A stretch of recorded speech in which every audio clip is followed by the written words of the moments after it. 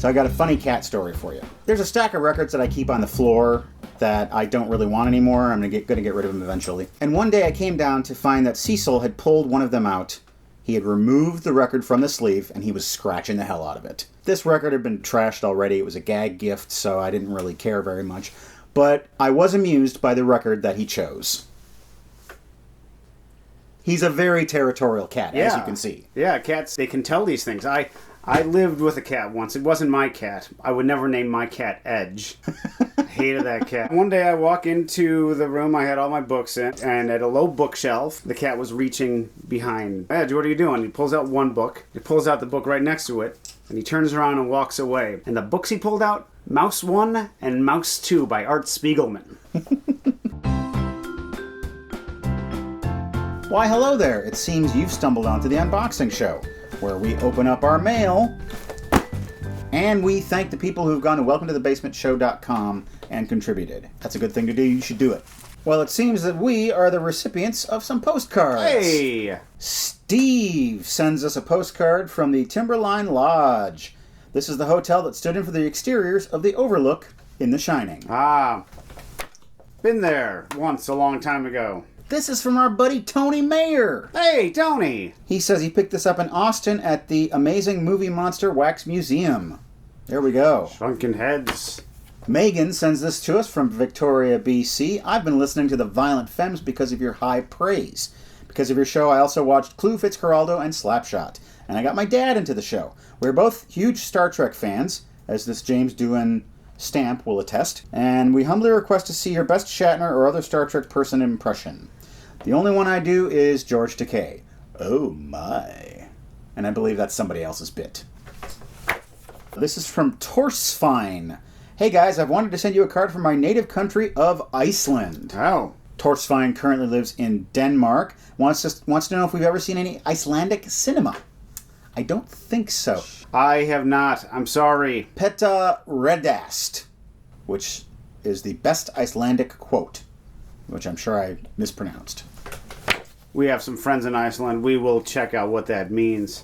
This is from Philadelphia, Julian and Michael. Around this time last year, we were in Key West battling the mighty Tarpon. This year, I'm in Philadelphia visiting my family in the wake of Hurricane Irma. My family is safe, and my home was spared the storm's wrath. Keep up the good work, and best wishes. And best wishes to you. And after all of these horrible hurricanes, our hearts really go out to people who are the victims of it. And we hope that everyone is safe and recovering.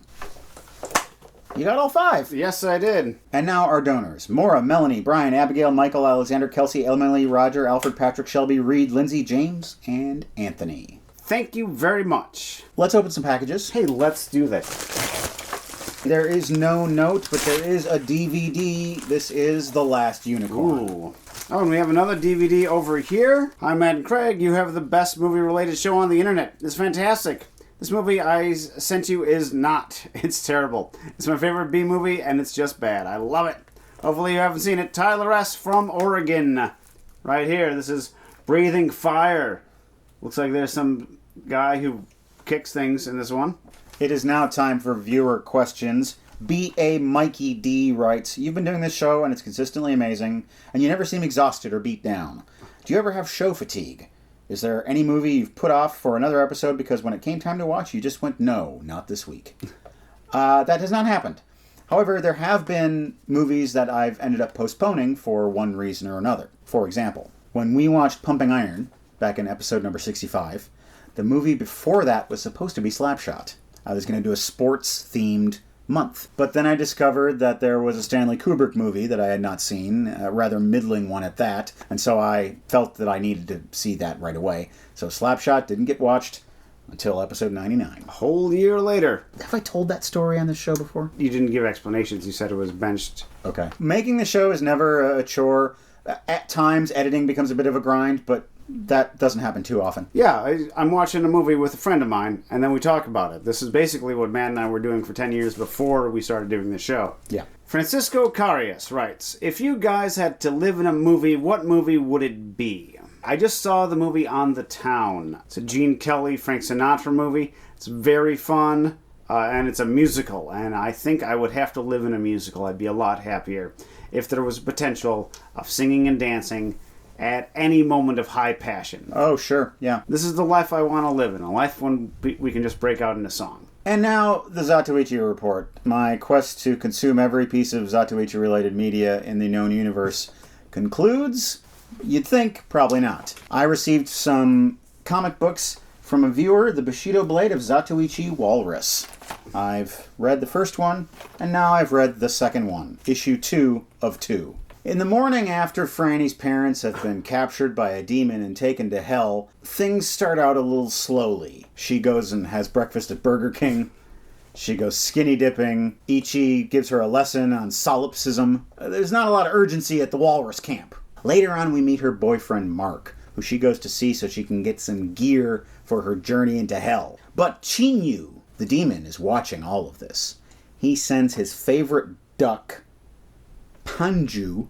He turns Panju into a man, puts a little worm into his ear, and says, "Go find Mark," and convinces Mark that Franny's in danger and that this walrus character needs to be destroyed. That is where the issue ends, and that is where the series ends, because they didn't make any more of them. I found out a little bit of information about Solson Comics. They were founded in 1986, and by 1987, the show was over. But they managed to produce a lot of titles, including sultry teenage super foxes and those crazy peckers. Those crazy peckers. Often showing up in our P.O. box are records, and when I get them, I listen to them. I've been putting aside more time lately to listen to records. Good. So I've got a pair of records here from the same artist. This is Me First and the Gimme Gimmes.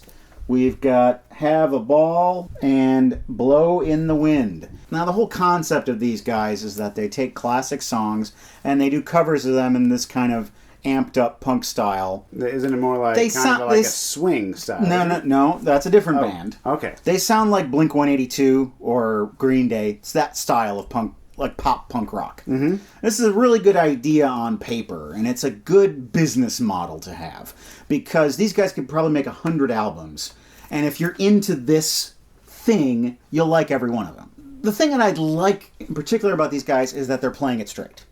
You know, this is not Sid Vicious singing My Way. You know, these guys obviously like these songs. They're not picking them because they're dumb hippie songs. They're picking them because they're songs that they love. And they're going to do them in this style. And they have a gift for arrangement to a certain extent. Still, a whole album of this is a bit much to take at once. Yeah. These guys were born for mixtapes. It's perfect. Nowadays, you know them as playlists. You're listening to a mixtape and suddenly, oh, there's a punk version of Stand By Your Man? Wow, what a great surprise. That's the best use of Me First and the Gimme Gimmes. It's a nice palate cleanser, if you will. Yeah, exactly. Going to open up some envelopes here. This is from Chris in Houston, Texas. Houston, I hope you're doing better. And this is from Alex and Mary in Austin, Texas. I hope you're so weird. Chris has sent us a little bit of this. Oh, nice. Dear Basement Idiots. It's a strange salutation, but I'll continue reading. Watching your shows during Hurricane Harvey brought a little levity to an otherwise terrible weekend. I feel you. We were able to share a few laughs while the rain kept falling and the waters inched ever higher. Having just moved from Washington, D.C. to Houston a few months earlier, being able to fall back on your shows and endless content was a real comfort. Thanks for all you guys do, and keep up the good work. Alex and Mary from Austin, Texas. They sent us a postcard from New Mexico, Carlsbad Caverns. We made our descent into the lower cave and made it out alive. Or did we? Either way, love the show. And they also sent us Mr. Lincoln. Nice. You want to toss it? See, easy as that. Whoop. Aha! And now I have another little Curb Your Enthusiasm plot to share with you. Yes. This one's pretty short. It's just an A story. Larry gets a dog. He names the dog Charlie or something like that. Cheryl points out to him that Funkhauser also has a dog by that same name. So, it's weird to name your dog the same name as your friend's dog. Why? I happen to like that name. He doesn't have a trademark on it. Larry and Funkhauser go to the dog park, and whenever they call their dog, they get the wrong dog. Funkhauser's mad at Larry. Larry doesn't care. Funkhauser decides to get a second dog and name him Larry. Eventually, Larry gets rid of his dog because he's selfish and irresponsible.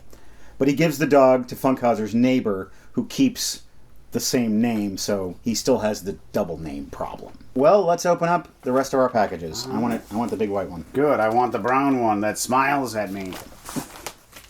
This is from MG in Everly, Iowa.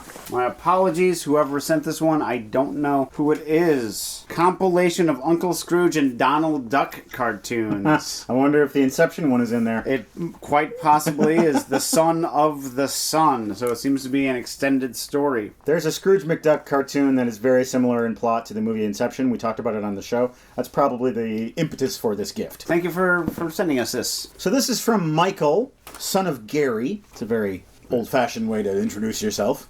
I approve of it. He sends us a movie that I've seen. This is Juliet of the Spirits. Oh, I have not seen this. This is, thank you. That's Fellini. I know you feel that foreign films with subtitles aren't always necessarily worth the trouble for an episode of Welcome to the Basement, so I don't expect you to feature this on the show. However, you should watch it. Check it out. I will. And then he says, to sweeten the deal, I have included the B-52's Funplex, which has a song called Juliet of the Spirits. Oh, well, there we go. It's the B-52s. Welcome to the basement. Juliet, she had a spirit. You wouldn't want to go anywhere near it. He and his father have made a point to watch various movies and TV shows together since my mother passed away from esophageal cancer in 2010. Sorry for your loss. It's one of those programs they look forward to watching. You need to take the time to share the things you love with your loved ones while you can, as often as you can. That is a very fine sentiment. That's great. We're glad that you and your dad like the show. Michael, son of Gary. Thank you. Now go off to Westeros. Cross the narrow sea and take back your throne. Grazie por la película. Okay, thanks for watching. You can see the new episode of Welcome to the Basement this coming Friday, and now check this out.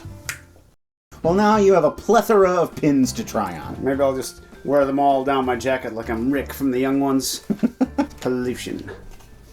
Sometimes up, sometimes down, but always all around. Pollution. When's it coming to your town?